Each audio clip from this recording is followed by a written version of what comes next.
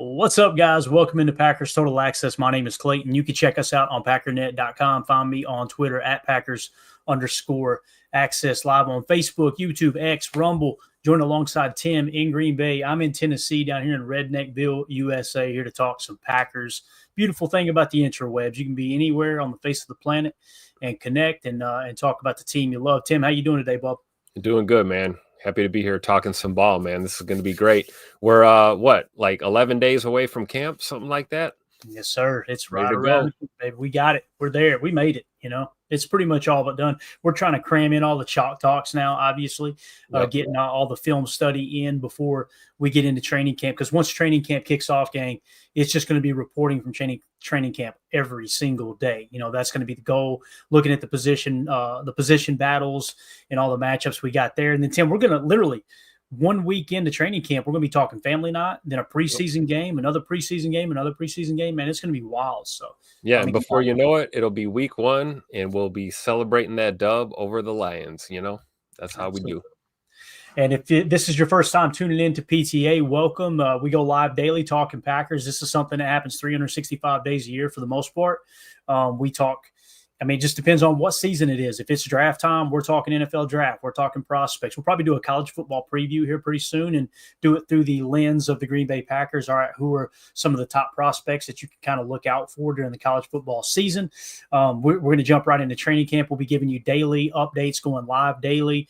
So make sure you hit subscribe, like the stream, all that good stuff. That way, make sure you turn the notifications on so you don't miss any future podcasts or live streams that we do. So tonight, Tim, we're going to talk a little Packers Lions. I thought let's kind of step back. It's obviously the team that we're looking to unseat there from the top of the NFC North. So we'll just kind of compare lineups real quick. Yeah, that guy right there, right? We'll also talk a little Jaden Reed and hit on an article I put together earlier. There were several people reporting on some of his numbers in terms of deep throws, and it kind of got me thinking a little bit, and then we'll bleed that right into Christian Watson chalk talk. So we've got a lot to get into. Now, I want to say this. I want to give a shout out to a very good friend of ours, Trucker John. For those of you who don't know Trucker John, Tim got a chance to meet him at the draft. I've connected with his son as well, and we were out there in the parking lot at Lambeau, and somebody said my name, and I thought, I owe somebody money. You know what I mean? And turned around, and it was Trucker John. So the first time I got to meet him was at Lambeau, and I was chatting with his son last night. And John's been facing a lot of health issues over the last few years, and he's reached out to me. One of the first people to reach out as soon as we got the text line up and connected and everything. And I know he's going through one of the toughest battles he's had so far. And just wanted to let him know that we appreciate his friendship and appreciate him and everything he's done to support the show. And he has no idea, John, I know you're listening. You have no idea how much it means that you make us a part of your day when you can. And just know this, buddy, we need you to fight. We need you to hammer down and do what the docs are telling you to do. And we need you for this football season, bud. So do everything you can to get yourself healthy, right? And I want to be chatting with you all year long, and I don't want it to be something where it's a burden on you to reach out. I want you to be able to enjoy the football season. And the main thing I wanted you to know was one of the highlights for the draft for me, John, was getting to meet you. Everything in life, anything in life worth having, it's worth appreciating. It's shared with other people. Yep. And that's why I take it so serious, especially with social media and stuff, is like, man, if somebody's just going to be negative and they're just always going to be down in the chat, they're gone. Life's too short to worry about that stupid stuff. We're here to talk about the team we love and have a good time doing it, even through the bad. And I just want you to know, John, your friendship means the world to me. I know Tim feels the same way. I know Emilio feels the same way. Emilio was just raving over it when we got to meet you at the draft. So just know, buddy, we're praying for you. Everybody here on this stream, say a little prayer for John tonight. He's going to kick through this, and we're gonna be talking ball all year long. John, we appreciate you, buddy. So, Tim, you got anything to say, John? Yeah, keep fighting the good fight, brother. And we need you to be a part of the posse, man. And that was the highlight of my draft experience, I think. We met Drew, and we met a lot of people at the draft. But I remember that moment, we were kind of walking behind media row there, and, we saw Nick Saban a few minutes prior to that. And then lo and behold, there's Trucker John and his family, shouting us out. And what a cool moment to just get to meet everyone in person, and wishing you nothing but the best, man. Thank you for your support. And again, when he reaches out, he loves the content. He's a big fan of the show, but we're a fan of you. And I just want you to understand what you mean to us. And we really, really, truly appreciate your friendship here at PTA. So go kick some ass, Trucker John. All right, get it all righted, and let's enjoy this football season. So Tim, let's jump into the Patreon group here. All right, there's no easy way to segue from that other than just, hey, let's continue talking ball, because I know that's what John wants. Right, we got a super chat here from here's John Schultz. Hold on a minute. This is his wife, and you made him smile. Thank you so much. Thank you so much for that. Mrs. Trucker John is what we'll call her. All right. So you guys have a wonderful evening, and appreciate y'all tuning in. Shout out here and a super chat from H.E. Solder says, stay strong, John.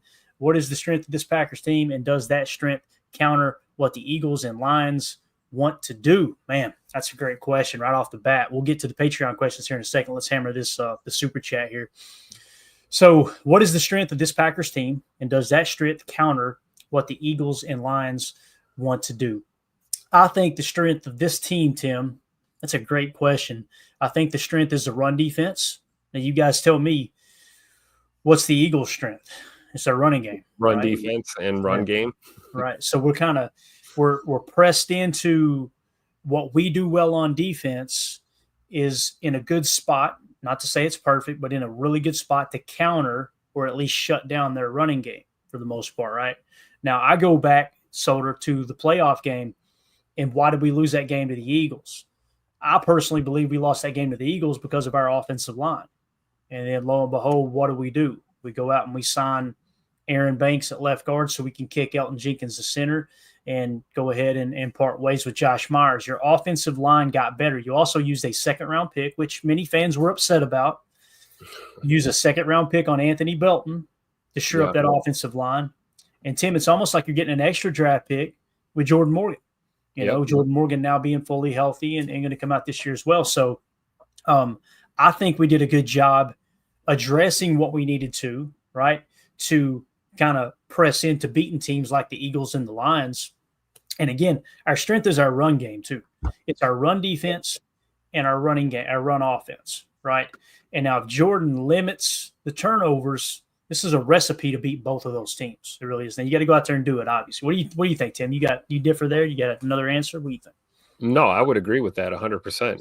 And I'd even take it one step further and say, one of the strengths that we really have is, Matt LaFleur being willing to press into the run on offense. We talk about the razzle dazzle, we talk about the shot plays and, the type of offense that he likes to run. But what we saw last year was, Tupac LaFleur is not afraid to just run right through a MFer's face, as we say, right? And sometimes even in this passing league in the modern era, sometimes a really strong smash mouth running game is exactly what the doctor ordered. And I think that's a strength for this team, is that Matt's willing to go there. And like you said, Clay, we've got the running back room to do it.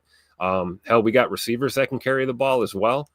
So I think it's definitely a strong point. Our run defense is making steps forward, and the run game on offense is, definitely one or two steps ahead of where it was a couple of seasons ago. So I'm pleasantly surprised and happy about that for sure. Yeah, definitely. And again, Solder, thank you for the super chat. We'll just continue this conversation. We'll get to the Patreon group here in a minute. So let's start with the Lions. He was asking about the Lions and the Eagles, obviously. We kind of hit on the Eagles a little bit. Let's look at the Lions lineup here, our offense versus their defense. All right. So when you kind of look at the matchup up front, they obviously, now listen, this may not be their starters. This is kind of the projected starters according to PFF, but Aiden Hutchinson looks like he's going to be fully healthy. Dude's a game wrecker. That's a Tuesday player. And what we mean by that is a player that you got to go out on Tuesday and you got to allocate every resource, every minute of extra time in your coaching staff to put together a game plan to stop him from wrecking your day on the football field. Now, you got McNeil there at the defensive tackle spot next to Aiden at a 79.6. Now, I think I want to say he's coming into this year injured. We kind of talked about this a little earlier in the offseason. Somebody check that for me in the chat if you don't care. Let us know. McNeil, am I thinking wrong that he's going to start the season most likely on PUP? I was thinking it was him. And then it was one of those guys, right? One of the interior guys for Detroit. For sure. And they went out and got Tyleik Williams in the draft. Obviously, they're 28th pick there in the first round. Tyleik Williams, one of the guys that we really liked on our draft board. I'm not going to sit here and all of a sudden pretend like he's trash because we didn't take him because a division rival took him. I was excited about Tyleik Williams. Now, a little more of a run stuffer, but listening to Greg Cosell talk about him, someone that can be effective in rushing the passer if he's put in a position to do that. So when you look at the front four, Davenport, 53.9. Tyleik Williams hasn't played a snap yet. McNeil, 79.6. And then, of course, Hutchinson was the top-graded edge defender. So you've really got to account for McNeil and Hutchinson if indeed McNeil is on the field. It looks like Chris the Casual Win says McNeil has an ACL. Any idea on his return? There we go. Ron Sample, thank you, Ron. Man, the chat is awesome. Ron Sample says McNeil ACL December, so scratch him off. So they're a little weak in the middle, Tim. They went and got a first-round pick in Tyleik Williams. However, you got to prove it at the NFL level. So I feel better about where we are this year. We shored up the offensive line like we talked about. You add Banks, 65.4, the 33rd highest graded guard in the NFL last year. Keep in mind, and to be a starting caliber, you're in the top 64. He's sitting at 33. He's right on the cusp of a number one guard, right? Yep. They're showing Jordan Morgan starting at the other guard. We'll see if he beats Sean Ryan out or if indeed there is a position battle between Jordan Morgan and left tackle Rasheed Walker that could kind of shake up the guard position. But Tim, McNeil, I don't root for anybody to get hurt, but McNeil being out till December, that week in the middle, you got a rookie that hasn't played a single snap in the NFL right there at Tyleik Williams. Aiden Hutchinson, everybody's just going to pretend like, oh, he'll come back better than ever. Man, that was a nasty injury. Now, if anybody can do it, it's Aiden. Aiden's a dog, don't get me wrong. But I feel good about how we face up against our front this year, Tim, without their defensive coordinator, bro. Yeah, exactly. Don't forget that, right? Big changes, in the coaching room there in Detroit. And I think it's very, very well said that, you can talk about McNeil being, out for a while, and you can talk about Hutchinson and these guys, Tyleik Williams, being a rookie. But at the end of the day, we got to prove it, right? This is not a reputation league. I will tell you this, though. Aiden Hutchinson, 94.9, still first out of all edge in the National Football League going into this season, regardless of completely destroying his leg last year. I mean, you talk about a nasty injury. You're right, Clayton. If anyone's going to come back as good or if not better than he was before, it's Aiden Hutchinson. And I believe he's slightly ahead of schedule. I think he's been ahead of schedule throughout the whole process. So he should be pretty much a full go, I think, by week one. So Zach Tom better prepare for that matchup against the Lions at Lambeau week one. But I will also agree with what you said about our O-line. Whether it's Jordan Morgan there at right guard or Sean Ryan who wins that spot. I don't know what the PFF grade was for Nacho Libre last year, but I'm assuming it's somewhere around that range, probably low 60s, mid 60s at best. You feel really good about your O-line across the board. I don't see any red. We only see one orange, which is a question mark because Jordan Morgan has kind of been, banged up off and on, not really available since we drafted him. So this could prove to really be, the year that we see our O-line take that huge step. Big E going to center. You got Banks at left guard, and then, like you said, the competition at right guard. Everything else is pretty much set. So I feel really good, at least in the trenches, about how we match up with the Lions for week one. Yeah, and again, man, it's because of injury. They're weaker on the defensive front. We're stronger on the offensive line than when we faced them last year. There's no denying it. There isn't. So when you look at their secondary, now listen, they got some dogs back there. Kirby Joseph cannot stand to do, but he was arguably the best safety in the league last year, 90.7. Brian Branch, the one that I was really, really crazy about going into the draft that year and got roasted by Packer fans saying he's too small, 83.7. Of course, you got Campbell at linebacker at a 78.7. He is the 10th highest graded linebacker. So when we talk about the positions of importance, you guys know how I speak about this all the time. Aiden Hutchinson, tier 1, dog, right? Yep. Defensive tackle is going to be Tyleek Williams. Those are your 2 tier 1s. So you got a rookie, an unproven rookie, and then you got your edge defender. Now, at tier 2, you got your Mike Backer and Campbell, 78.7, pretty solid. Then you got Kirby Joseph at safety, or Brian Branch if you want to rotate them in and out, 90.7. They are solid. Don't sleep on Anzalone either. That guy's no punk either. Both linebackers in the middle for Detroit, legit. If you were to look at their weakness, to me, it's probably their cornerback room.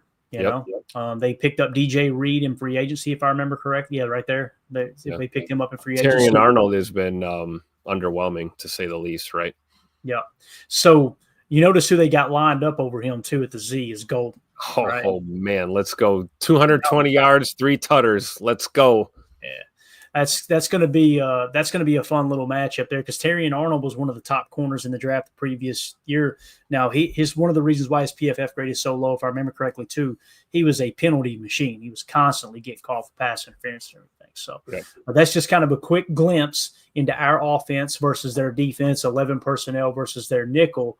Now let's go to our defense and their offense. All right. Now notice Ragnow is no longer in the lineup, right? So you've got an unproven they've got Glasgow starting there, but Ratledge was taking a lot of the reps in minicamp at center. So other than that, what they're showing at offensive line from left to right is Decker 77, Mahogany 91, albeit it was minimal snaps, it looks like. Let's see how many snaps. Yeah, so he if this is correct here, he basically just played 2 games. So he played the divisional playoff game and week 16 there, according to PFF. So very small sample size. You got to kind of throw that out the window in terms of the 91.5. Not to say he isn't a good player, but very, very small sample size. Glasgow at centers, who they got showing here, if it's not Ratledge, who hasn't played a single snap in the NFL, it's 57.2, and Ratledge at right guard with no score. And then, of course, Penei Sewell, he's a dog. He's a damn good offensive lineman, 89.6. So their offensive line, it looks good on the surface. But, boy, without Ragnow, Tim, big difference there. Big difference. Oh, yeah. We know how that is, right? You get one piece that falls off or, struggles, you're in trouble, bottom line. And, you look at Penei Sewell, I mean, that's their Zach Tom, right? Let's be real. Probably the best old lineman on that team. Now that Ragnow's out of the picture. I would look at Tate Ratledge. If you're going to monitor your NFC North division rivals, and look at Detroit Lions camp, I would look at Ratledge getting reps at center and to see how he does. I think it would make sense for them to try and get him at least well versed as he can be with their offense, whatever they're trying to do this year with a new OC, and possibly take that starting center spot as a rookie and then continue to develop going forward. But I'm with you, Clayton. I think on the surface, it's like, hey, they look legit just like we do. But there are, a few spots there, potential for some holes. Like, let's be honest. And I think when you look across the line of scrimmage there at, Rashawn, Devontae Wyatt, LVN, these guys, I see we got Enigbare out there right now. They still got it listed as outside linebacker. Yeah. PFF got to get on their game, man. Yeah, for sure. But I think it's, flip a coin, man. I think in the trenches, both sides of the ball, we match up pretty well. And I definitely, like I said, I've said this numerous times, I don't feel like Detroit is this, big, gigantic monster that they have been the last 2 seasons for us. I think this is the year that we can punch them in the mouth early, take care of home week 1, and possibly beat them again later in the year, go 2-0 against the Lions. I would love it. Yeah, you're talking about setting the tone for the entire season for sure. Holmes MD1 points out Ragnow had an 86.1 PFF grade and played a lot of snaps. He played hurt all year as well. He's one of those guys. He was the backbone of that offensive line. There's no 2 ways about that. I mean, Penei Sewell's the most talented, but Ragnow was like that leader. He was that anchor, that guy that, it all begins with him at the center position. So you talk about setting protection, right? Calling out the mic, things like that. I mean, it's second nature to a veteran center. I mean, you can't you can't even pretend like they're not going to miss him. It's going to be noticeable for sure. Yeah, and Daryl points out Lions offense took the biggest hit when they lost OC Ben Johnson, who recently became the Bears head coach. Just like on defense, losing Aaron Glenn, defensive coordinator, they lose Ben Johnson from the offensive coordinator spot. That, I'm telling you guys, that's huge. That is get ready to go. I mean, and here's the thing: do I think Ben Johnson will be a great head coach? I would lean toward no. Get ready to go. But it's because someone is a great play caller and a great offensive mind, offensive coordinator, doesn't mean they're just automatically going to be a great head coach, right? Yep. So I'm not saying it's like highly unlikely he's not a good head coach, because when you become a head coach, guys, you're like the CEO. You know, you've got so many things, so many irons in the fire, right? And most of these guys, like Matt LaFleur, when he takes a job, he's a play caller.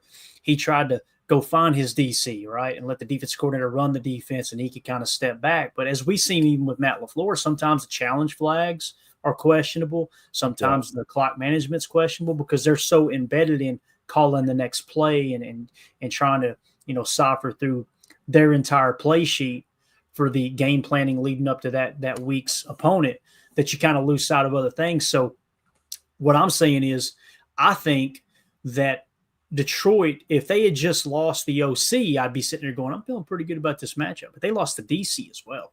So it's going to be interesting to see how they respond to losing Ben Johnson as well. Anything else you want to hit on here with the Lions and the Packers matchup, Tim, before we move on to the Eagles?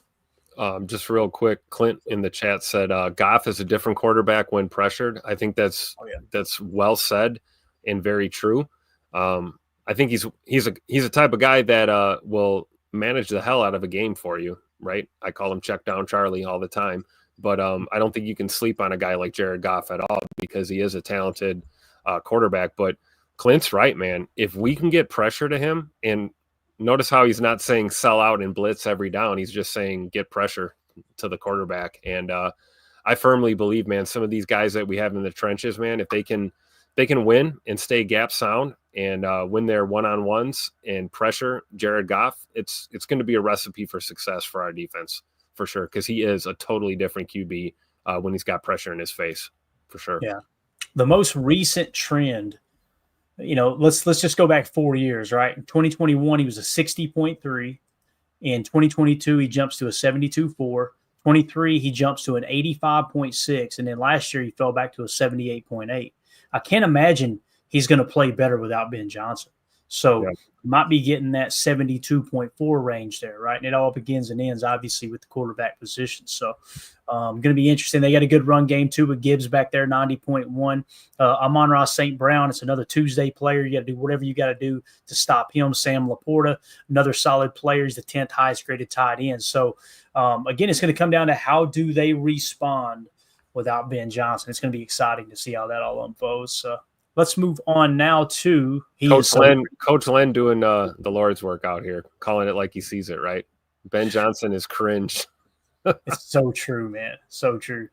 All right, man. Let's move along now to the second part of the super chat there. And that is kind of taking a look at the Philadelphia Eagles and how the Packers match up against them. All right. So when we look at their front in their nickel, obviously got one of the best defensive lines in the entire league, right? From left to right, from the offense's perspective, Hunt, 69.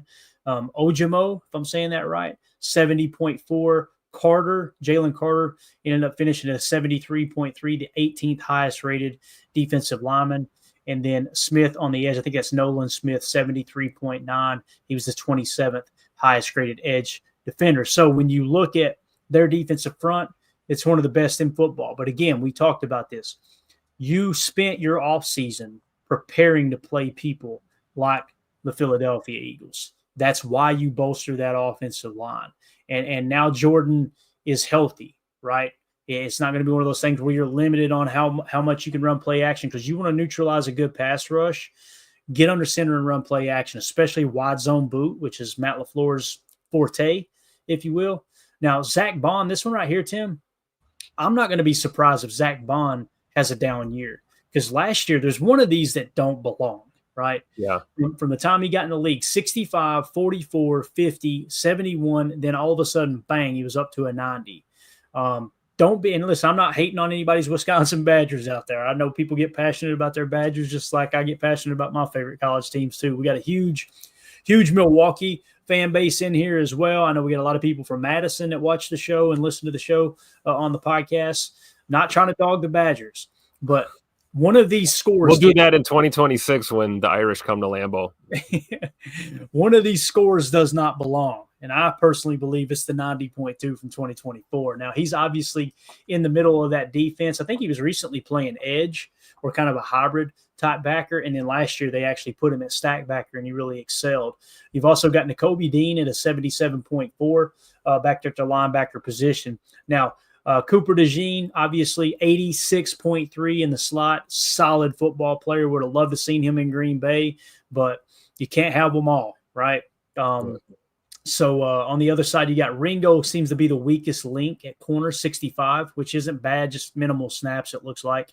And then Quinyon Mitchell had an excellent year as well, 78.2. He was our highest graded corner, if I remember correctly. Yeah, we had him. We had Quinyon Mitchell, Kool-Aid McKinstry, Nate Wiggins, Terrion Arnold, Cooper DeJean, and Ennis Rakestraw Jr. is who we had at our top cornerback positions the year that they came out in the draft. So, Tim, what do you think about this, man? Again, we kind of like the Lions talk. We built up this offensive line to handle people like the Eagles, and give us a better shot at it. You got to run it through the filter of, do we have a better chance of beating the Eagles this year than we did last year? Yes. And I think the answer is yes, because they lost Milton in the middle, right?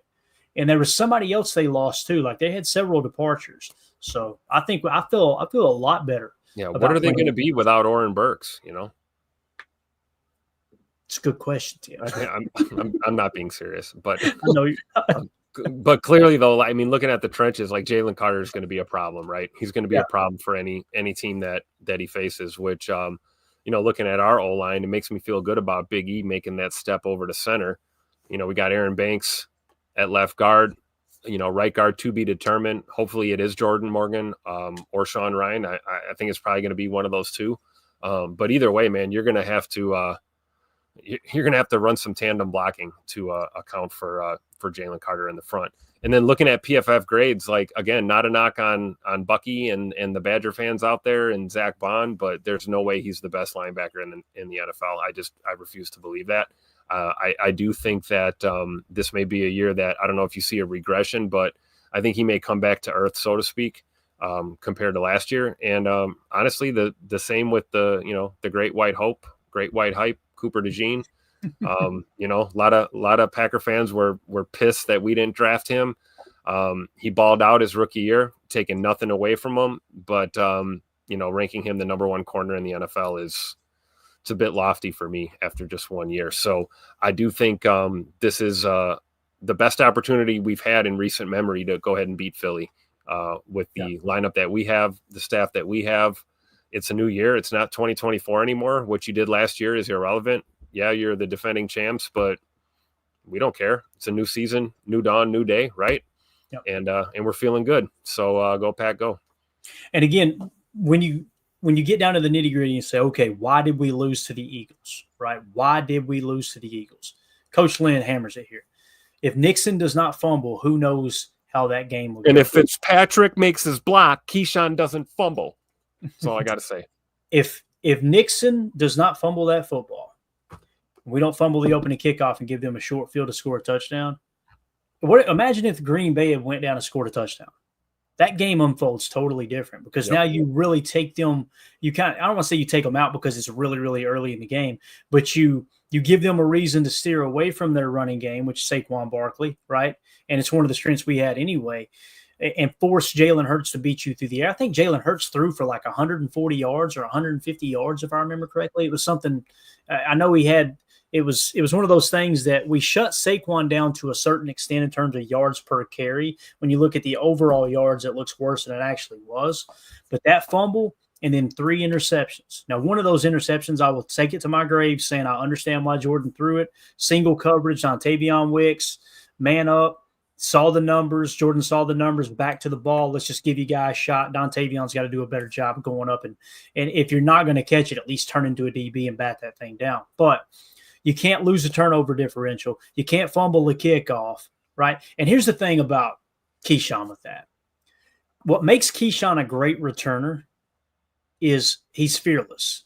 He will just cut right through the middle of a bunch of people, right? And he's not scared at all to take a lick. Tim, I understand they missed a block, but you cannot run with your face first into a pile of people like that and expect over on the football. You know what I mean? So we got to shout out Braden though, because this is a great point. I almost forgot about this. If this was called the right way, let's not forget how it ended up. Despite getting rocked and coughing it up, he fell on that football and secured it. He was laying on his back with both hands by contact with possession. That was a terrible call by the officials. Yep. Great call here by Braden, bringing that up. Let's not forget that. Says too. Well, it wasn't a fumble, so I mean it was a fumble, but he recovered. I mean, he was laying on his back with both hands on the ball. Yep. Like I don't. Anyway, here we go again. Here we go. Cue the conspiracy music. Exactly. But again, man, you can't lose the turnover differential, right? And once the offensive line got banged up, the train goes completely off the rails at that point, right? Yeah. So what did you do to fix those two things, right?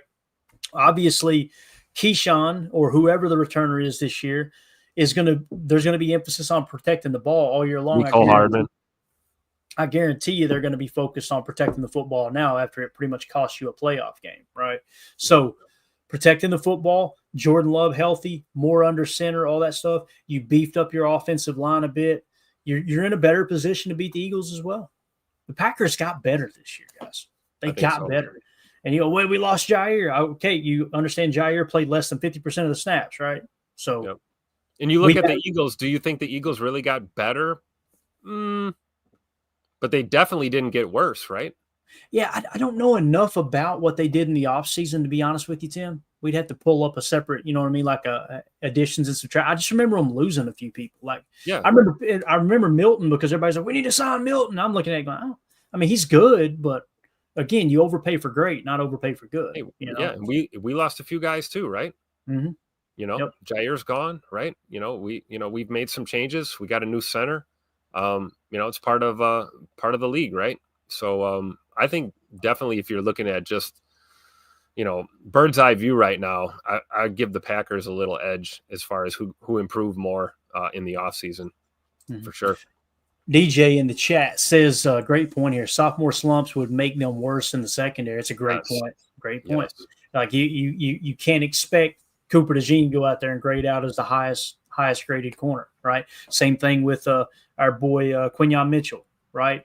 Quinyon Mitchell, same type of thing. He probably, is there a chance one of them they'll stabilize? Yeah. The chance of both of them taking a step back, I would say, probably wishful thinking. But yeah, you're right, DJ. I think you're spot on there, man.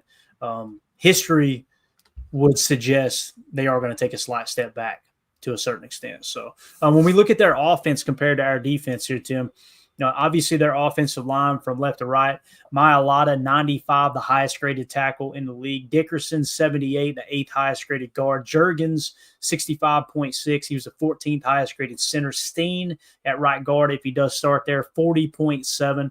And then Lane Johnson at 88.9. So the weakest link is the right guard position there. Their offensive line looks pretty stout, man. It does. And they got good receivers, too. Jalen Hurts played well. They're just a well-built team, man. You got to tip your cap to Howie Roseman, the way he put that Super Bowl team together. And Barkley, obviously, 85.3. I think he should be graded higher. But I would agree. I mean, look at that core. Jalen Hurts, Saquon, you got Devontae Smith, right? Dallas Goedert as your tight end, and then, of course, Mr. Brown. Everybody's biggest pain in the ass to try and cover in the NFL. So, yeah, for sure. I mean, other than, like you said, maybe you could call that a hole. I would call that a hole, a 40.7 grade at right guard. There's probably a little hole on the O-line. But if you know anything about the Eagles, they'll probably sort that out throughout camp in the preseason and make something happen there. So great point by Ron. Let's not forget our boy A.J. Dillon, Mr. John Deere Green, The mayor of Door County himself is a Philadelphia Eagle as well. So, say what you want, but that provides more depth in that running back room. And, Philly is one of those teams that it's running the ball by committee. You got the best running back in the NFL, arguably, in Saquon Barkley. But Jalen Hurts will tuck it and run on you too. And they've run some jet motion looks too, and are not scared to get a receiver involved in the running game as well. And I think it's something you got to account for. So offensively, I think, like I said, I don't know if they've improved a lot, but I definitely don't think Philly's regressed at all. I think this is pretty much the same team we kind of looked at last year, and they're a legit threat on offense. Yeah, when you look at our defensive side of the ball from the cornerback position here, I would personally put Hobbs in the slot at a 61.4 over Bullard at 54. Nixon on the outside, 64, and then you add in Carrington Valentine, who was arguably our best cornerback last year other than Jair Alexander. Best passer rating when targeted, had the most interceptions amongst our cornerbacks, gave up 0 touchdowns. PFF grade 65. He was the highest graded corner according to PFF. So I would put him in place of where Hobbs is here, and then put Hobbs in place of Bullard in our nickel defense there. And again, I think Devontae Wyatt's got a chance to take a step forward this year as well. Kenny Clark graded out of 60. They had that foot injury. We talked about that. It basically hurt his toe, his foot week 1, and it was injured the entire year. If we get somewhere between 65 and 75 out of Kenny Clark this year, Tim, maybe 3 or 4 sacks, the defensive front's going to be better too. So Edgerrin Cooper, I think this dude, man, I can't wait to do his chalk talk. We'll do it either tomorrow or the next day. It's going to be a blast. We've got it queued up. I had to cut it down, Tim. I came away after watching the tape. Many plays, right? After watching the tape, I had picked out 33 plays. And I'm like, okay, we can't do this. We cannot do this. I want to say we settled in at like 20, so we'll have to go rapid fire when we do it. But it's going to be a blast, man. So I agree with you too about the nickel coverage. I'd put CV out there and put Hobbs in the slot. Even though Bullard's strong point is playing the slot, if you're just judging off the tape from last year, it's not a knock on Bull. Definitely one of my favorite picks from last year's draft for sure. But I just think that even him, being stronger in the slot, I'd still like to see Hobbs get that look first. And you feel really good about Javon Bullard being your number 2 slot defender, right? Yep, definitely. Yeah, you got a guy who's got a lot of experience. And we just had it pulled up. When you look at the snaps he played last year, my goodness, man, he played 361 snaps in the slot, 259 at free safety, and then he played in the box at safety 169 snaps. Yep. So, you got a guy. Now, listen, he played much better in the slot than he did safety.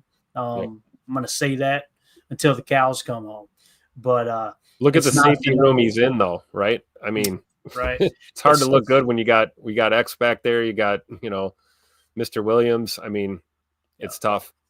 It's nice to know that Bullard can play both slot and safety, but him being the backup slot, and then in my opinion, you having Zane Anderson and Katano Ladapo backing up Evan Williams and Xavier McKinney if they were to break a shoelace, something like that.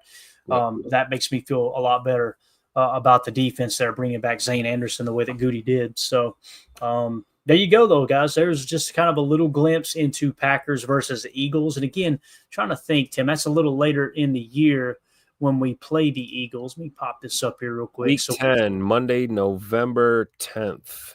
Monday Night Football, November 10th at Lambeau. Shout out to Bates. I believe Bates is going to be at that game celebrating the Marine Corps' birthday and a Packers victory, hopefully, on Monday night. You think he'll have a daddy soda or two? I'm thinking or two for sure. I bet he does too.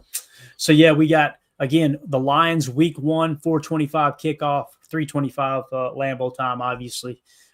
There in week 1. And then we got the Eagles week 10, like Tim was saying, Monday Night Football at Lambeau. And then you're coming back week 13 at Detroit, Thursday night on Amazon.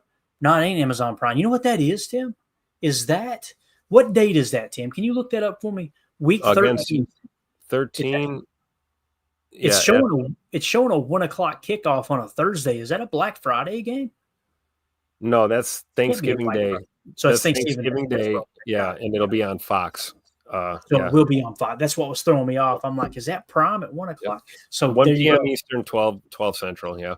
An old tradition of Detroit hosting Thanksgiving football. How many times did John Madden Oh, call yeah. the game? You know, the guys will be wearing the Madden patch. It's going to be awesome, man. What an environment, man. Think about that. We open up the season with Detroit at Lambeau. Then we come back. We got Monday Night Football Week 10 against the Eagles. And then you got at Detroit Thanksgiving football before the turkey coma hits. Are you kidding me, man? It's early enough where you're still awake. That 4 o'clock kickoff, boy.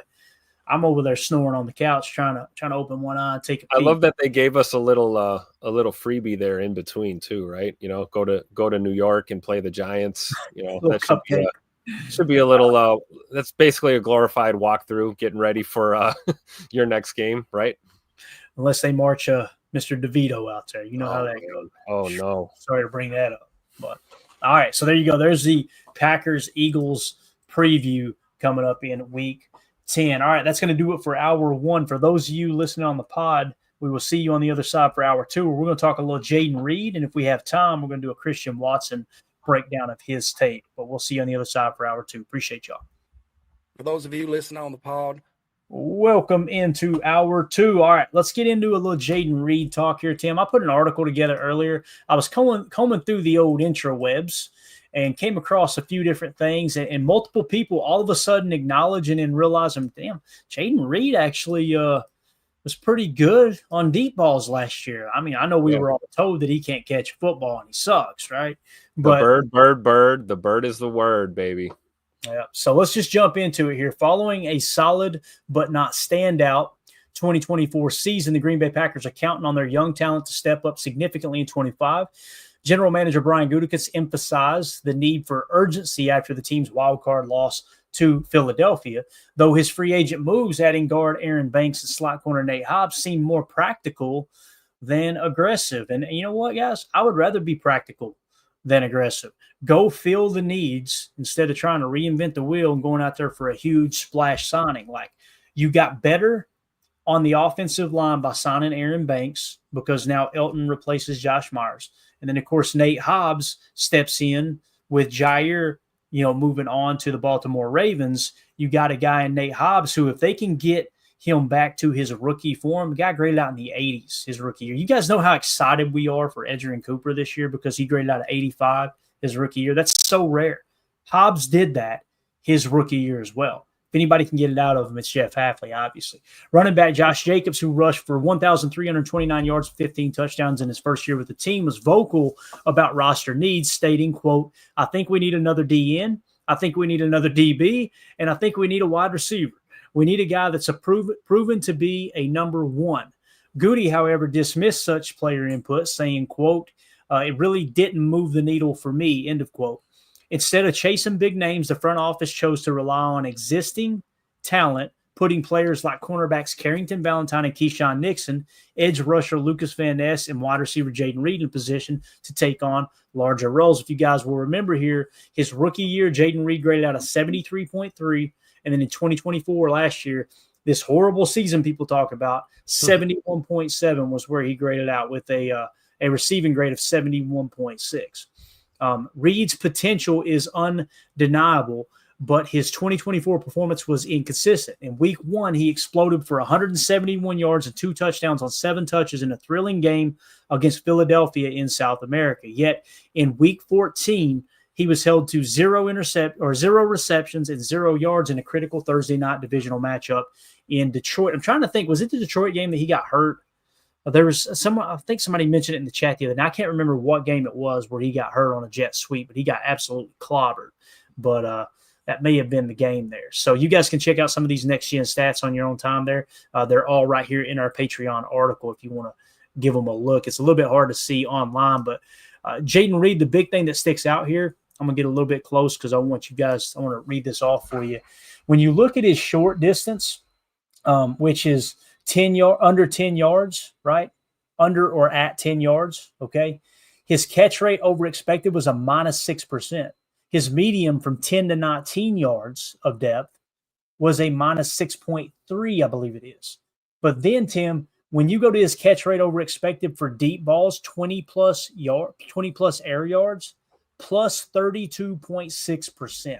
F it. Reed down there somewhere, baby. And the reason I'm bringing this up before we dive into a Christian Watson Chalk Talk game is because we said this in the offseason. Jaden Reed can play Z. I mean, essentially the F in Matt LaFleur's offense is a moving Z. That's what it is. And then when you break down the numbers, you can see Jaden Reed can play down the field. He can track the ball as good as anybody. And we showed the sideline circus catch where Jordan Love throws on the run, an excellent throw and catch there by Jaden Reed on the sideline. We seen the catch in triple, at least double, partially triple coverage against, I believe it was the Rams, deep down the field on that play. We go back to his rookie year against the Saints, the go-ahead drive where Jordan Love hits him in a slot fade and he makes a diving grab 20, 30 yards down the field, whatever it was. So he can stretch the field vertically if you need him to. So the advanced metrics, however, reveal a clear picture. Reed's struggles are not due to lack of talent. According to Reception Perception by Matt Harmon and James Cole, Reed won 67% of his go routes. I repeat, 67% of the go routes he ran, he won. 82% of the post routes he won. Okay, those are both deep routes for those of you playing along at home. And 73% of the corner routes, another deep route. Okay. So essentially with the deep routes, the staples of deep route running in Matt LaFleur's offense, the go route, 67% success rate, 82% on post routes, 73% on corner routes. Impressive figures that highlight his ability to dominate downfield. Despite these numbers, head coach Matt LaFleur's offense often deploys Reed like a lighter version of Deebo Samuel, utilizing him in the motion game, screen game, jet sweep game, and misdirection plays while limiting him to 50 to 60% of the offensive snaps. Not anymore, baby. Not anymore. We got more weapons now, right? Yeah, and we talked about that, how Jaden Reed, when people said, man, he just fell off at the end of the year, guys, he was banged up and he wasn't getting targeted. That's essentially what happened down the stretch there. We got a feeling we're going to see Savion Williams in the jet motion a lot more. No doubt about it. Bird this year. Yep. And when you notice too, in the last 5 games, we only came away with one drop that we could account for when we watched the tape, and he was laying out on a 4th down trying to make a diving catch against the Vikings. So the drops were grossly overstated. You still got Warren Sharp spewing this nonsense all over Twitter, but he never backs it up with any damn tape. It's never a, here's the tape. Here's what we've seen. It's always just man, Jordan Love had horrible wide receivers. The wide receivers did not play good enough last year. Don't get me wrong. But to sit here and pretend like Jordan was perfect and the receivers were absolutely horrible it's so silly. It's such a silly conversation. Always, remember what Aaron Rodgers said? There's 3 sides to every story: your story, my story, and the truth. I'm telling you, the people that want to hate on Jordan Love will make it sound as if he's the most inaccurate passer in the history of the game. The people want to hate on the receiver core. Jordan Love was perfect, and the receivers were garbage last year. And the reality is, it's a little mix of both. And the reality is, nobody's talking about the fact that Jordan was playing on 1.5 legs for most of the year last year, right?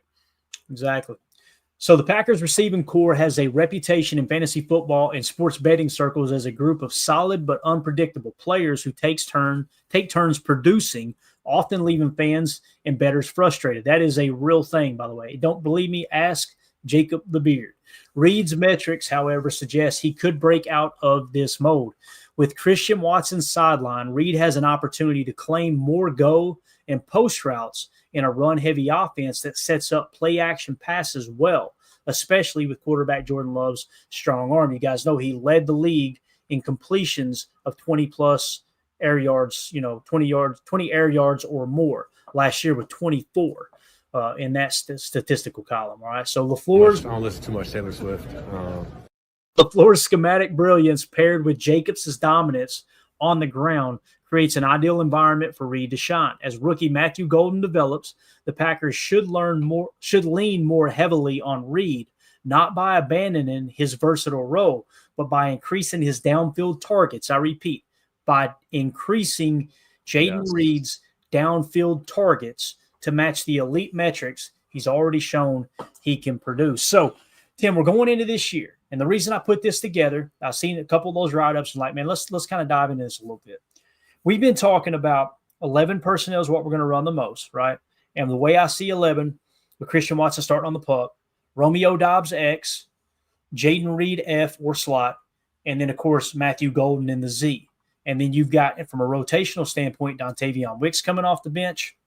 And you're going to be looking to implement Savion Williams into some of those gadget plays we talked about. I feel like Savion can play in the slot. I feel like he can play the X as well. We showed you on Chalk Talk. If you guys didn't watch that, just comb through the channel, go back a few days, you'll see a Savion Williams film breakdown. And you can see they deployed him in the Z, they deployed him in the X, they put him in the slot down in TCU's offense. He also played Wildcat quarterback. He played the sidecar.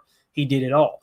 So if you can get him implemented into the offense, you got Dontavion Wicks and Savion Williams coming off the bench, and then you got that three-headed monster in Romeo Dobbs, Jaden Reed, and Matthew Golden, the first-round pick. Now, this is where I got to say, all right, what if we do move Matthew Golden around? If he can pick up those choice routes in the F position and slot sooner rather than later, maybe Jaden Reed is the downfield threat. And here's the other thing. Put Jaden Reed in the 2 in the slot, Matthew Golden in the 1 in the Z, and then you pre-snap cheat motion, Jaden Reed outside to that stack look that we've seen Matthew Golden run at Texas, and we've seen Jaden Reed run that slot fade with. Let Matthew Golden work underneath while they're probably trying to poach. You guys remember the conversation we had yesterday about Nick Saban's defense, right? You get that safety poaching on Matthew Golden because of that 4.29 40, and all of a sudden you got Reed in a mismatch, outside leverage, corner playing inside leverage, outside release with that cheat stack, and you got you a couple go routes. And what you're doing is you're playing into the analytics, the strengths of Jaden Reed's game. Does that make sense, Tim? It does. And I think what you may have hit on here is that this may be the formula we see throughout the year. These guys are going to be interchangeable. You know, we talk about the versatility. It may be a matchup situation or a down and distance situation, you know, based on how they use their personnel groups. But I am all for increasing Reed's downfield targets. I love it. I think we've got enough depth now that when it comes to that flyer position, like we've got people we can plug and play there. Let Bird just be a receiver, man. I think this is the year to cut him loose. And if we do that, it's going to increase the likelihood that, you know, a guy like Matthew Golden or Savion Williams as a rookie is going to have an opportunity to shine because, you know, these defenses are going to have to account for Bird. And it's going to free things up for our rookies for sure. Yeah. Coach Lynn says, I want Golden on short motion as much as possible. Yep. Also mentioned zipper motion. That's the thing, man. You start to ease him into that, right? And could you imagine Matthew Golden on an end around after they're expecting Jaden Reed to do it? Matthew Golden with 4.29. And you see the way he is such a fluid runner with the football in his hand for sure. And he ain't afraid to run through arm tackles either. So, and we know how that O-line can get out to the next level, right? I mean, I'd love to see Matt Golden come around the corner with Zach Tom, you know, running out there, laying somebody out. You know, maybe Tuck Norris laying a block out there, and letting Matt Golden do what he does best, which is fly down the field with the football. Yeah. So again, guys, the whole point of that article was to point out Jaden Reed's success with downfield targets. Okay. So now what I want to do, we've talked about Matthew Golden. We did his Chalk Talk the other night. We talked about his versatility. We've talked about Jaden Reed in this article, right? We've talked about Savion Williams and how he'll be deployed. I think we predicted somewhere around, you know, anywhere from 2 to 450 yards. Nothing crazy, but just a role player in this offense, kind of get his feet wet, right? So now what I thought we would do, Tim, is let's take a look at Christian Watson's film from last year. And listen, we're gonna bask in the glory of Christian Watson and what he did well. And we're expecting him back early November, possibly late October, we're hoping, okay, off the ACL. But the point here is not just to, you know, say this is how awesome Christian Watson is, which I think we would all agree here. I think he's a hell of a football player. But the point for me, Tim, is ask yourself as we're watching these plays and breaking them down, can Jaden Reed and or Matthew Golden do exactly what Christian did on the tape? Because it's easy to, you know, the casuals will say, they're not Christian Watson. They can't stretch the field. They can't do this. They can't do that, right? But then when you go watch the tape, you got to ask yourself, is that truly what Christian Watson was doing in 2024 before he went out with an injury? So let's run it through that filter. Makes sense, Tim? It does. And I think just real quick on the surface to answer that question, I think the answer would be yes, with an asterisk next to blocking, both pass pro and in the run game. I think Scoot's probably hands down the best blocker out of those three receivers that we just mentioned. And, Matthew Golden, obviously we haven't seen him yet. And I don't anticipate we're going to be asking Matt Golden to do a lot of blocking in this offense. But I would think that's what gives Scoot the edge, his ability to block in the run and the pass game as well. Yeah, and again, we pointed it out on the Savion Williams Chalk Talk, and we did a write-up on him and showed how he played in the wing position, right, which is essentially, let me show you right here on this tape, it's essentially this spot right here, lining up here or here. Mm-hmm. That's what Christian did for Green Bay, so I could see Savion filling that void when you want to have that bigger body, that bully there at the wide receiver position, kind of playing in that wing. Even in McCall Hardman, like we talked about, being plugged into that role on occasion, I could see that as well. Yeah. All right, so let's get into it here with Christian Watson. Okay, first play we're going to show. This is he's going to run a slant, and this is called tosser F flat. Okay, so tosser is real simple. It's a double slant route combination. Okay, that's tosser, and then F is Jaden Reed is going to come over, and he's going to attack the flat. So what you're looking to do here, Tim, is the pre-snap motion is allowing Jordan Love to gather information to determine, are they in man coverage or zone, right? Does someone follow Jaden over? And if he does, you're looking for inside release with Christian, hammer the 2 on the slant. If they're playing inside leverage, then guess what that means? The F will have outside leverage because the defense is playing inside leverage. You throw it to the flat as quick as possible. Okay, so again, slant, this is going to be tosser, F flat is the route combination, the concept on the left. So you'll watch the slant from Christian. Now, let me ask you guys this. So it looks like man coverage, right? I was going to say, yeah, followed him over. Is that DeJean there? Who is that? It's hard to tell. It might be Reed Blankenship too. There's a couple white boys that look the same out there. All the white people look the same to me. All right, so call me racist. I don't care. So what Jordan's going to read here, he already knows it's probably man coverage. His side adjustment's going here as soon as the ball's snapped. If Christian wins inside, it's just a pitch and catch on the slant, easy 6. If Christian gets jammed and they're showing inside technique, then you throw this ball out here to the flat to Jaden Reed. Let's roll it. Watch Christian. You see he checked to tosser flat right there, tosser F flat. That's what he checked to. Here we go. Ball snap, little RPO action. Inside release, just hit scoop. Now, ask yourself, Tim, can Matthew Golden and Jaden Reed run that route that Christian just ran? Yes. Completely agree. And this 100%. Isn't the dog Christian. This isn't the dog Christian. I'm just simply saying it's easy to go, he's this huge, deep threat, which he is, but it doesn't mean that's how Green Bay used him all year long. You know what I'm saying?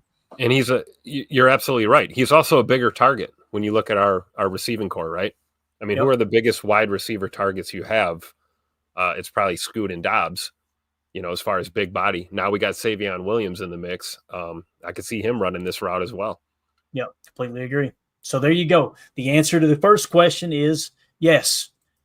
Both Matthew Golden and Jaden Reed can run that route. All right, now we got the next play is non-fade, all right?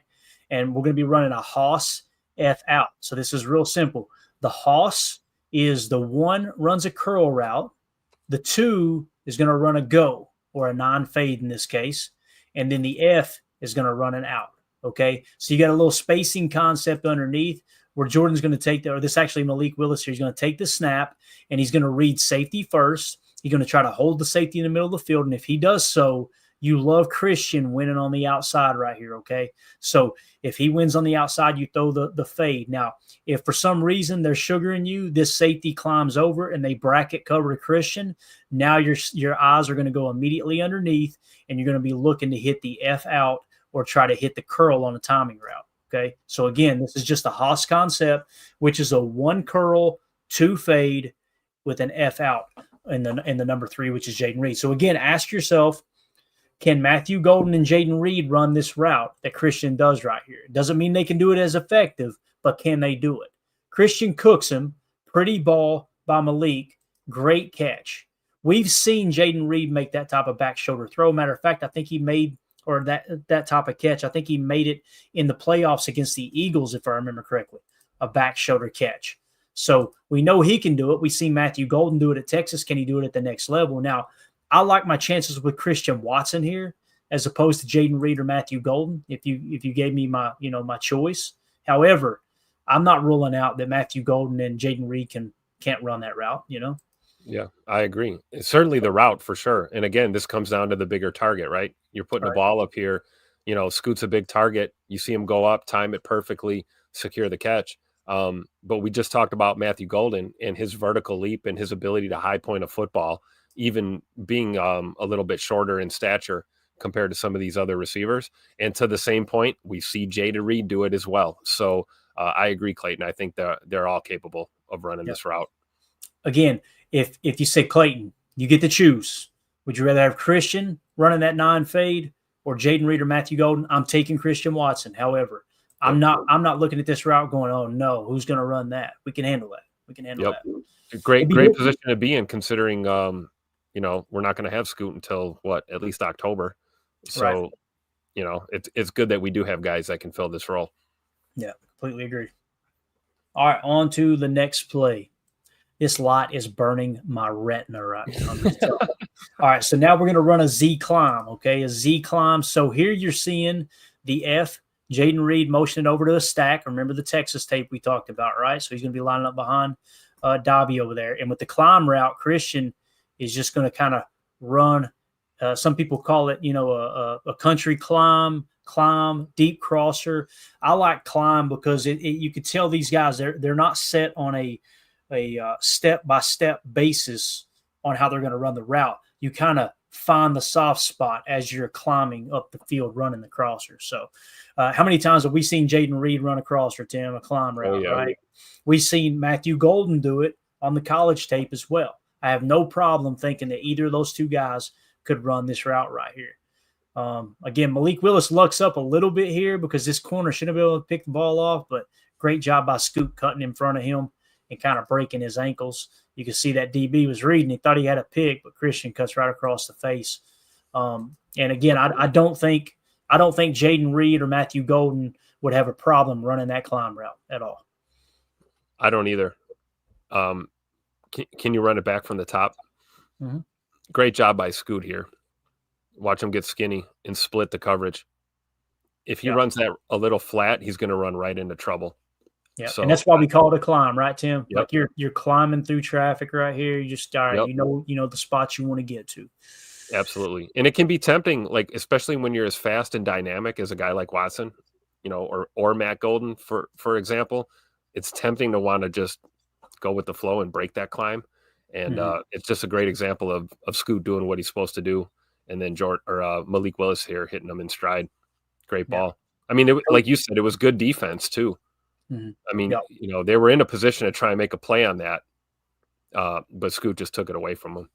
Yeah, and Coach Lynn says they call that a navigation route. Love it. Okay. All right, so we call it a climb. He's calling it a navigation route.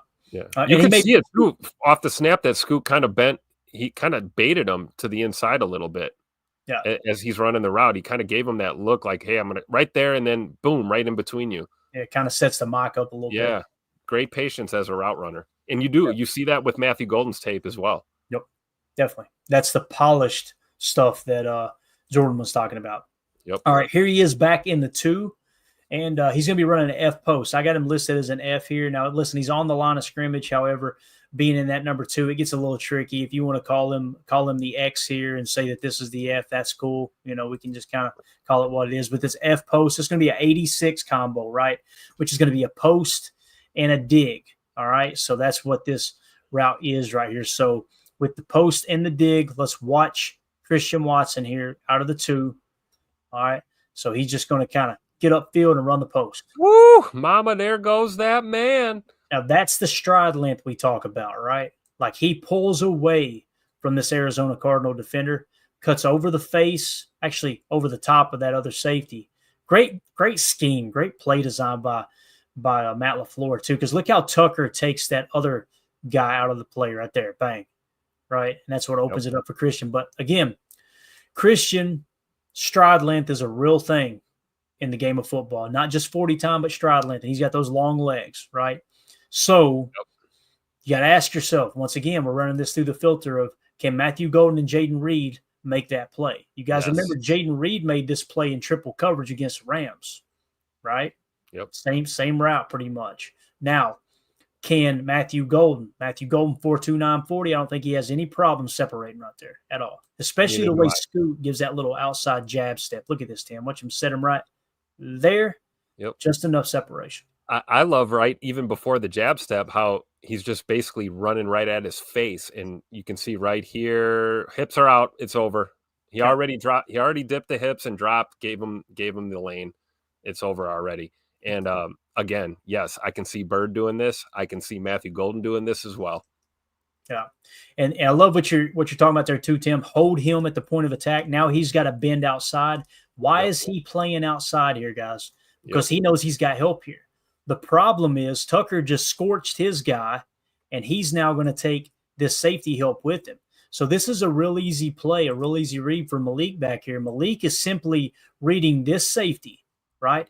If that safety stays deep with Christian Watson when he runs the post, then you're going to look to hammer Tucker Kraft. If this defender fades back on Tucker, then you're checking it down right here to, I'm assuming, another tight end, it looks like. So you're in a 12 personnel.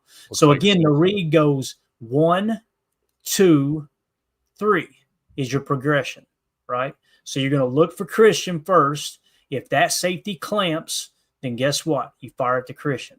You didn't even have to get to the 2, but if you keep your shoulders closed and you stare that safety down and you stare Tucker down and move him with your eyes, that forces that safety to come down, and you got Christian with inside leverage, and it's game over. Yep. And you also got Romy Rome running the underneath there too. If the protection holds, you can get to your 4th progression. You've got an option there too. Rome looked like he worked open a little bit there as well. Completely agree. All right. So again, I have no problem saying that Jaden Reed and Matthew Golden could run that route, especially with the scheme that was involved in scheming him open and just allowing you to make a high-low read here. Are we going to throw it high? We're throwing high if the safety clamps. We're going to throw it low if the safety fades, right? It's really that simple. Yep. All right, now here's Scoot in the Z, and he's just going to get out here and run a little out route, maybe a little shallower than that. Let's watch it. How many times did we see Matthew Golden work outside, inside out on the college tape? Bang, look at the out route. It's kind of almost like a hitch, too, like a comeback, but it's more of an out.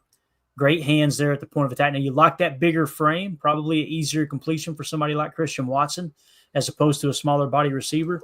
But we've seen our receivers work those routes, and I have no reason to think that Matthew Golden can't run that out route too, Tim. I remember this play vividly, one of the few highlights from this day at Lambeau Field, watching Scoot do his thing. And again, like you said, you watch him work the out, look at him chop down, and then ever so slightly, he's coming back to that football. He's not flattening it out, going to the boundary. He's working back to his quarterback, helping his quarterback out here. And again, another, I don't want to use the word simple because there's nothing super simple in the NFL, but I don't see Matthew Golden struggling with that route. I don't see Jaden Reed struggling with that route either. Can we just talk about the throw for a second too, by the way? Oh, yeah. Look, this is not a short out. This is a deep out, guys. Look at this. You're going from roughly, I'm a little bit ahead of there. The ball is at, what is that, Tim? The 37-yard line or the 47-yard line? I would say, yep. So you're going from the 47, play fake, under center, and you're going to hammer it to pretty much, what is that now? So this is the 30, we say the 47 was where the ball was at, right? And then you've got basically the catch is the 27. Yeah, so you got 10 yards. This is a 20-yard out route. Am I reading this right, Tim? Looks like it. Yeah. Maybe even a little more if you consider where Jordan threw the ball from on the drop back. Absolutely. Air yards definitely more, but essentially that's a 25-yard out route. And this is what I'm talking about. Go back a couple clicks here. I mean, if you really look, this is what I talk about with him kind of tailing back to the quarterback right here. DB draped all over him. Yep. If you don't work your way back, that little half a step that you're working back, that's the reason you're getting a completion here and not a PBU for the corner. Yeah. You got to understand, guys, there are a lot of quarterbacks in the league that can't make that throw. That's a 26-yard out route, probably closer to a 30-yard. Yep. When you, like you said, with the drop back. And he just put the thing on a line, man. And great example of what Jordan can do when he's able to have 2 feet under him and really like get that tripod, that mechanics from the ground up that, Aaron Rodgers was talking about. You see him right there, both feet. Look at this. Drive that throw.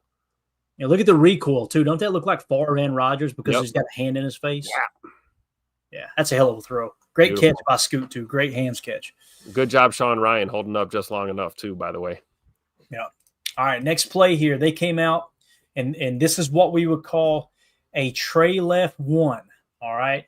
What's that mean? 3 targets to the left. Okay. It's actually an empty set, so you wouldn't say tray, but you got your running back out wide here, one of these 2 targets here. So you're in 11, but you got Tucker out wide in the 1, and then he's going to cheat over, and they're going to go to kind of a bunch set, almost attached. I call it more of an attached look here. So now you're in tray left, and he's back in the 3, right?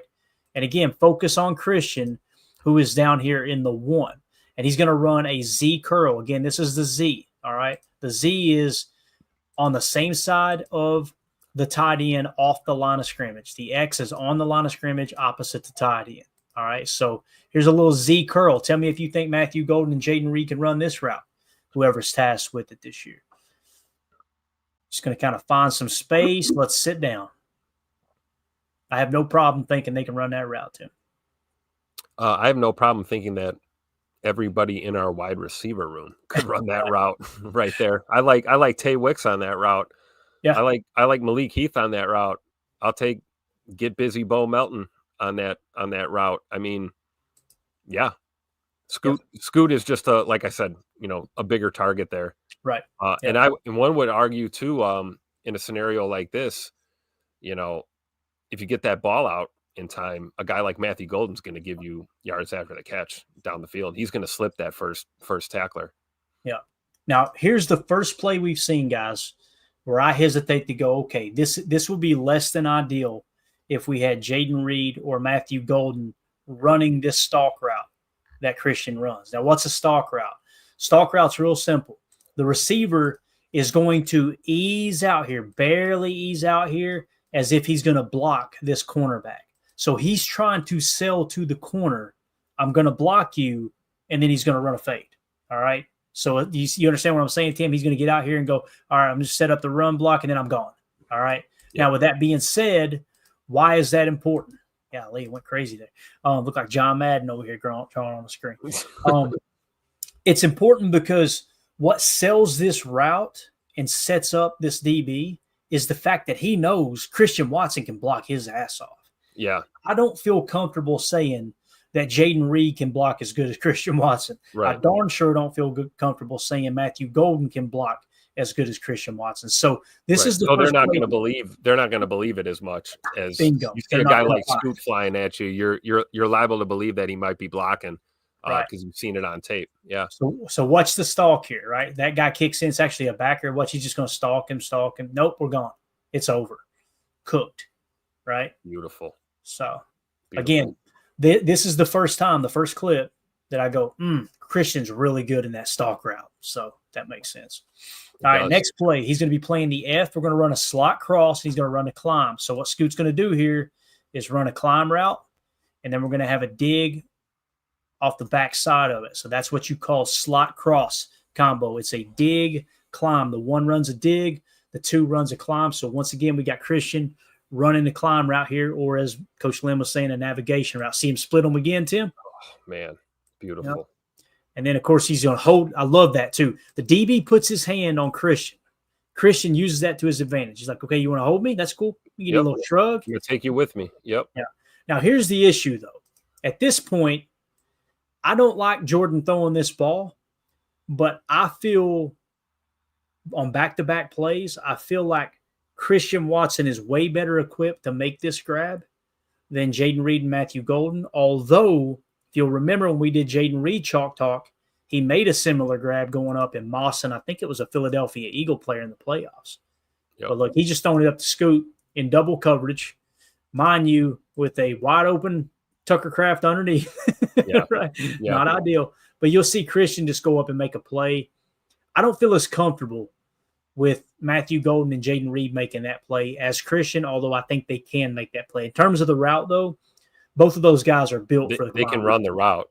Absolutely. Yeah. But again, it comes down to I hate to keep saying the same thing, but it's body size, and it's gotta be something,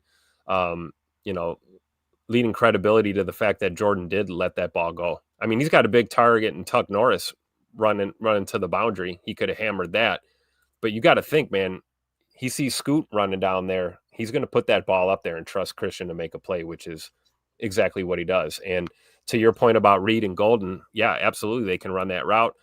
They got great hands. They can high point a football, but in traffic deep down the field like this, I like my big body guy better in double coverage for sure. Same. So we're seeing 2 plays, a stalk route, and then kind of I want to say a 50-50 ball, but it was really a 150 ball or a 50-100 ball because there was 2 guys there, right? Also, that was another great example. We don't have to go back, but if you guys want, I'm sure you guys can watch this back on YouTube. Another great example of the play action fake by Jordan Love. Absolutely sells that run fake, which helps set up that play down the field. Yeah. So once again, you've seen Jaden Reed in the F. He motions over to the stack look, right? And then Christian's just going to run another climb route. Are you seeing the route that they asked Christian to run the most last year, Tim? Maybe not the most, but what keeps popping up on tape for the explosive catches that Christian had is the climb route, right? Yep. So that's why you got to run it through that filter of, okay, can these guys replace climbs and nines, baby, climbs and nines. Look at this poor guy right here, man, swimming. Somebody give a screen grab, tweet it out for me, okay? Somebody come look at this. Somebody come look at this. What happened to this guy? Why is he on the ground? All right, screen grab it. Tag me on Twitter at Packers_access. Watch Christian has to make a diving grab and still has time to get back up and run. So again, listen, I don't mean to keep harping on this, but like the Warren Sharp thing we talked about, where they make it sound like Jordan Love was absolutely perfect and the receivers were horrible. I don't remember this in Warren Sharp's article or tweet. It's a bad throw. Yep. Christian has to lay out and bail his quarterback out. I'm not trying to dog Jordan. I'm simply saying it goes both ways. So yeah, it happens. Yeah, that's what bothers me about people putting articles like that out and they don't back it up with tape. They just cherry pick things, make it sound like the receivers were bad and Jordan was actually elite. No. Both have their faults. I think together they're good, though. Maybe even very good. So I agree. Great job by Christian just keeping his eyes on that football, too, and making a play. And you got to think Matthew Golden can make that play, too, right? I mean, he played at Texas last year. He didn't really have a quarterback throwing him dime pieces that often as well. So, something like this, for example, I would go with, Bird and Matthew Golden able to make that play as well. I agree. All right, up next, we got him in the Z. I just put choice question mark because some of these routes, it's almost like what Coach was saying with the navigation. They're just kind of looking for space. Watch Scoot here. I don't know exactly what he's doing. Is he going to be an out and up maybe? Or no, he throws him down, then he just kind of sits. I don't know what happened. I don't know what happened there. Now, listen. There's the flag. Wait a minute. Yeah, wait a minute. There it is. But it was actually defensive pass interference. Watch 24. Grabs him right there. That is true. It's easy to look up and go, man, he just ran over that DB. That's offensive pass interference. Now the DB bear hugged him. That's smart football by Watson, right? DB engages, and I'm just going to run right through you. Yep. So I'm thinking it was more of an out route, but again, it's not a pretty route by Christian, not knowing what it is. It almost looks like an out and up out. I don't think that's in the playbook. So it almost looked like an out and up, but then he got held. So there was nowhere to go up. He was trying to go up, trying to go vert, and he got grabbed. Exactly. All right, so on that route there, I think anybody in the NFL could screw that route. You know what I mean? So, all right, now here we go with a go route. And this seems to kind of separate Christian from some of the other guys because, like you were saying, Tim, the big body receiver, that's what he does. That's why they call him the freak, right? So he's playing X on the line of scrimmage, opposite the tight end. They're in a tray left look. You see 3 to the left, with one of them being the tight end. You don't specify tray 3. You only specify if it's tray Y flex and then put the number. All right, so let's watch Christian up top. Going to run a go route, which is basically just go deep, baby. So it's a 9 fade. Jordan going to put that thing on him. Great job at the end there. How appropriate is it that Scoot's number is 9? I just love it because that's pretty much the route we send them on a lot of the time. 9 and climb, right? Yep. There you go. So what do you think, Tim? Matthew Golden, Jaden Reed, I'm picking Christian on this route over those two guys. Me too. So me too. So what you're noticing is the stalk, and the go routes, right? That's what we're seeing. And the physicality up the seam too. A lot of hand fighting, DBs, stride for stride. My head's around, his head's not. I'm going to make the play. That's where I'm with you, Clay. I would defer to Scoot on this type of a look. Scoot or Rome in this type of a look. You know, Reed and Golden, Wicks, I'm sure they can run the route, but I worry about, you know, the physicality there before the catch point with guys like that. Yeah, and I've seen some people say Christian's got to stay on his feet, and you know, if they love Jordan, they say Christian's got to stay on his feet and keep running. If they hate Jordan, then they say Jordan's got to lead him out there better. You know, I think both are kind of true. And if you're me, I'll take the first down in a hell of a play and take the first down, get a sip of daddy's soda, and smile. Right? Yep, exactly. We'll take it. Yeah. All right, let's go here. Next play. Let's see what we got. All right, another X go. So now we're seeing the go routes come into focus here, right? So I love this look too. Check it out, Tim. We're going quad left. So what you did was you motioned out the running back out wide into a Baylor split. What's a Baylor split? Outside the numbers out here, right? Like closer to the sideline. Now you're saying what's quad left mean, Clayton? 1, 2, 3, 4 targets on the side of the formation. Okay, why do you do that, Tim? So you can get single coverage on Christian Watson here. Yep. And what they're going to do is we're going to run a little X go route. So let's see if he works inside or outside here, and ask yourself, run it through the filter. Can Jaden Reed and or Matthew Golden run this route effectively? Yes. Yeah. Yes. Good separation there, but he had to kind of wait on the ball just a touch. Right. Yep. But here's the thing, too. People will see that and bash Jordan and go, man, you got to put that ball out there until he overthrows it. And then you're going, he overthrows everything. So it's just such a small window. Right. And when you're dealing with a receiver as fast as Christian Watson, right, or Matthew Golden or Jaden Reed, for that matter, it can look like a ball's hanging up there too long. It can look like, you know, maybe it's a little underthrown just because Scoot got out of his break so fast, you know. Right. Yeah, we know he can play the wing, all of these things that we talk about on a consistent basis. So, Tim, as we get ready to wrap up here and do our giveaway first, Christian Watson, what do you think, man?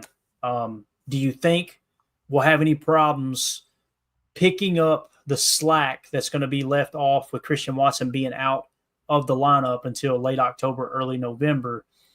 Can we fill that void with, like we talked about, Savion Williams in the wing from time to time if you want to go to those nasty splits and load the backfield a bit? Can you have Matthew Golden and Jaden Reed work the climb? Jaden Reed is built for the climb, and I feel like Matthew Golden can handle the go. Yeah. So what do you think? I agree, and I like the way you put it. You know, can we fill the void, right? Because you're not going to replace Christian Watson. It's not going to happen. He's a 101. But can we fill the void until he comes back, hopefully ahead of schedule? Hopefully, like I said, somewhere around my birthday in October. That'd be a nice gift to get Scoot back in the lineup. I will tell you this. I'm going to love the day that he does come back and we've got Savion and Matt Golden and we've got Jaden Reed doing what they've been doing all that time, filling the void. And now Scoot comes back into the fold and starts to get his game legs under him. What are these defenses going to do with this wide receiver course? So I do believe that I think Golden and Reed and Savion Williams will pick up the slack for sure. Yeah. All right, you ready to do a giveaway? Yeesh. Let's do it. All right, so this one's a little bit different, guys. We kind of talked about this earlier in the week. This is attached to, look, you can tell Mandy's been on my account. Do you see that Disney? See that Disney ad right there? Check your credit card bill, man. I'm telling you, dude. No doubt about it. All right, so with that being said, this was the autographed Dorsey Levens jersey. So what we did, guys, is we partnered up with My Autism Connection, right? And we donated an autographed Dorsey Levens jersey, really cool piece of memorabilia from pristineauctions.com, certificate of authenticity, all that stuff. And basically said for anybody who donates $5 to the My Autism Connection here, you'll get entered into the contest one time. So if someone donated $50, guess what? They're entered in 10 times. If they donated $100, they're entered in 20 times. If they donated, $10, they're entered in twice. Okay. So that's how we went about doing this. So what we did here, now you can drop that down. Thank you, Tim. So we got everybody's name in the proper amount of times here. Okay. So I want to give a shout out to Tina Murray, Nick, Clint Cosgrove, Elijah Gwynn, James Jefferson, Larry Cano, Paula Sheridan, Kyle Bessa, hopefully I'm saying that right, and Michael Bates, Mr. United Bates. So look at Bates, man, doing his thing. Love dominant, it. Right? Yeah. So everybody's name is in there the proper amount of times. And what we're going to do to fix this here and make it as fair as we can, we're going to hit the shuffle. So somebody in the chat, give me a number between 1 and 10 so we can shuffle this thing. 1 and 10. Bates says, get ready to go. He knows he got his name in the hat, baby. Give me a number. All right. Holmes. Get ready to go. Oh, it's usually not that low. Good stuff. Holmes will do it. We'll go 2. All right. That was the first one. Only 2? Actually, Holmes said 2. Murph said 6. So they know it ain't rigged. Let's go 8. All right. Here we go. 6 plus 2 is 8. At least in Kentucky it is. 1, 2, 3, 4, 5, 6, 7, 8. All right. We got her shuffled. Let's spin this sucker and give away an autographed Dorsey Levens jersey. You ready, Tim? Big money, no whammy. Big money, no whammy. Let's go. All right, the winner of the Dorsey Levens autographed jersey through My Autism Connection is Bates. It's Bates. It's Bates. Bates said, "Let me show you how to rig this thing. Let me put my hat in there about 100 times." So yeah, Bates just donated like 10 grand. That's all you had to do to win. So Bates is the winner. All right. Bates is obviously in the chat. So we're good. All right. He gets the autographed Dorsey Levens jersey. It almost landed on, I hate to say this because it may upset her, but Tina Murray, look how close. Oh, she was so close. Oh, it was a photo finish right there. And James, too. Shout out to James. Almost Holmes had says rigged.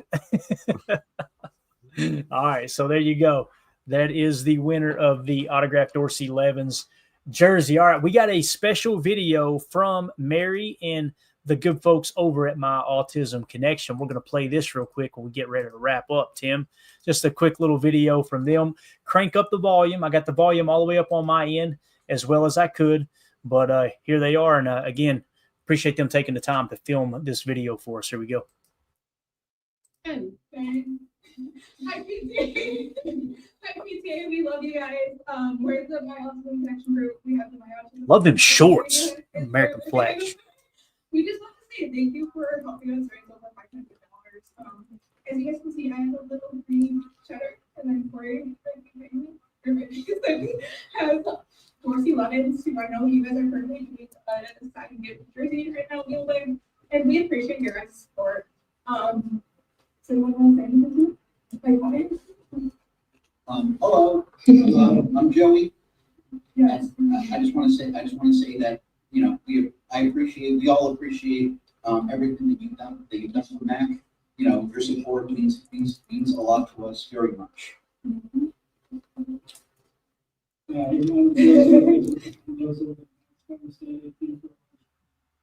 Okay. Hi, you guys know me. I'm Miss Mary from the Mac and Cheese account.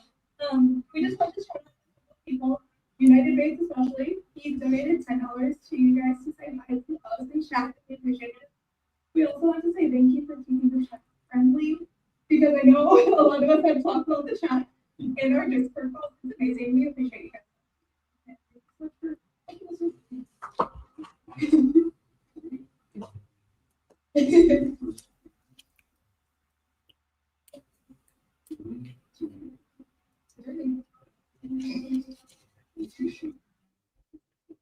No. That's just like one word skills you guys are make us. These are Viking stand, that's why I say this.